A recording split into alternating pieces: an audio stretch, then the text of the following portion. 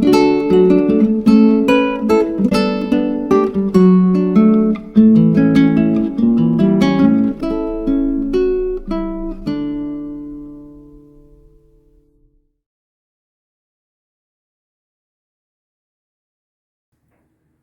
dear friends.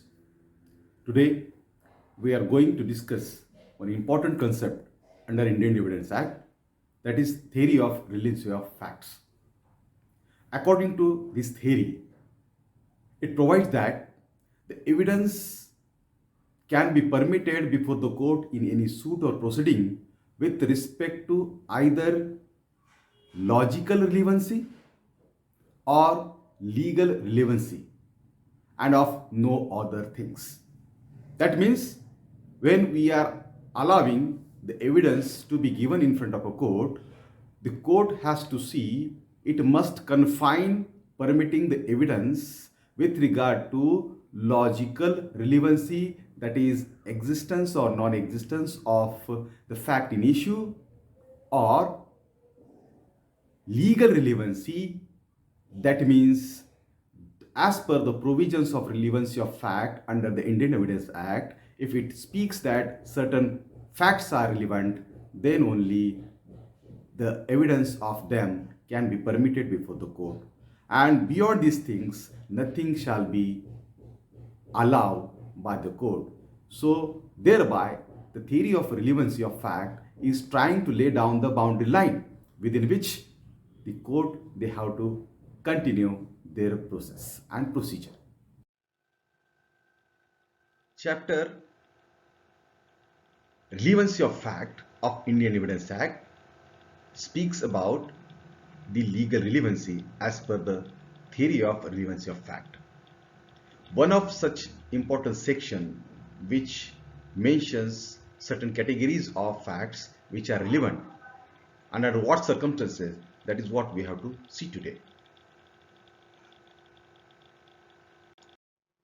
Section 7 of Indian Evidence Act reads, facts which are the occasion, cause or effect of fact in issue are relevant.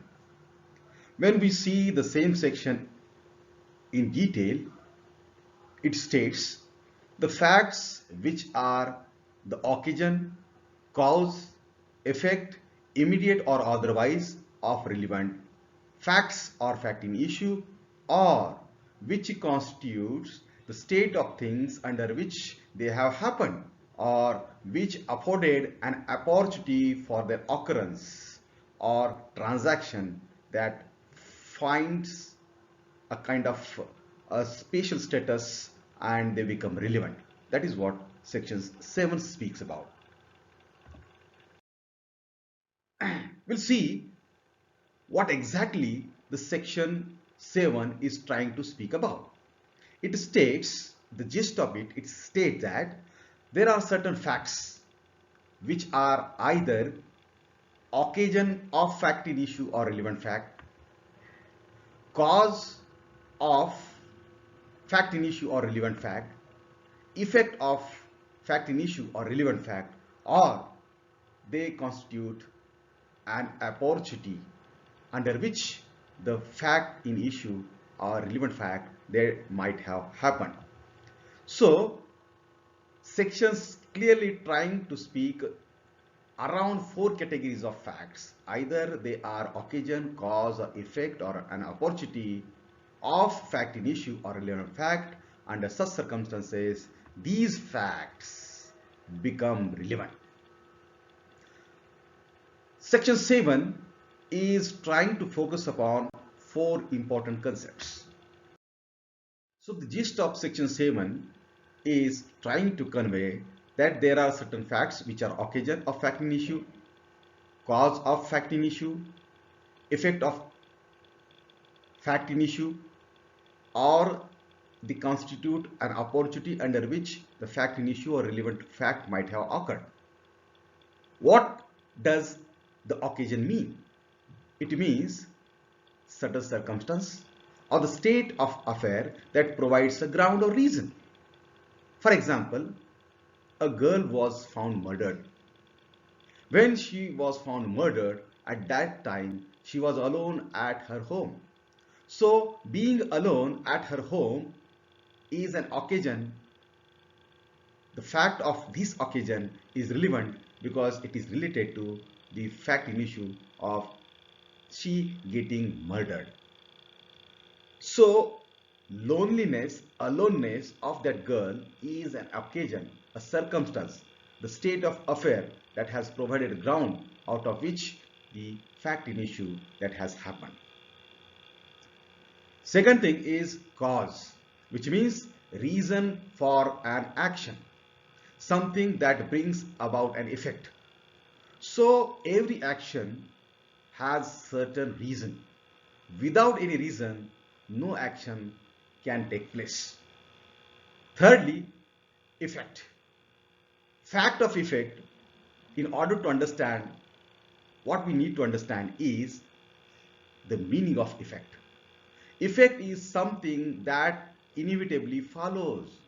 That means the cause that is the reason that is the reason for an action, and the aftermath of it, which ultimately results into an effect. Lastly, an opportunity. Opportunity is such kind of a favorable kind of a juncture, condition of circumstance under which the fact in issue that has happened. We'll see if the march is going on for the demand of certain rights, and everybody, the participants of that march, they are busy in uh, giving the slogans, and at that very moment when they were paying attention to the main the event, that is the march, a pickpocketer found an opportunity to pick their pockets. A couple of people, they might have faced that kind of act of pickpocketing.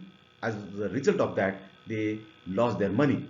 So the opportunity, as they were all involved in the event of march, was encashed by the thief.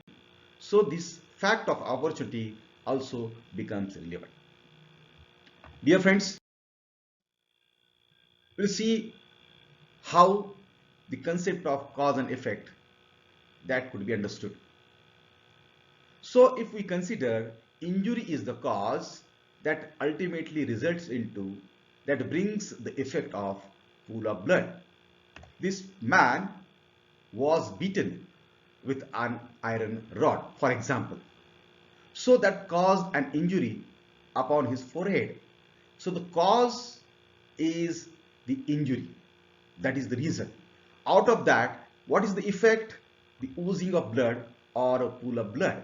So cause, injury is the cause, and effect, that is ultimately is a blood that has come out from the injury. So both the way, the cause of fact in issue, cause of relevant fact, that becomes relevant under section 7. Effect, the fact of effect of fact in issue or relevant fact, that also becomes relevant under section 7.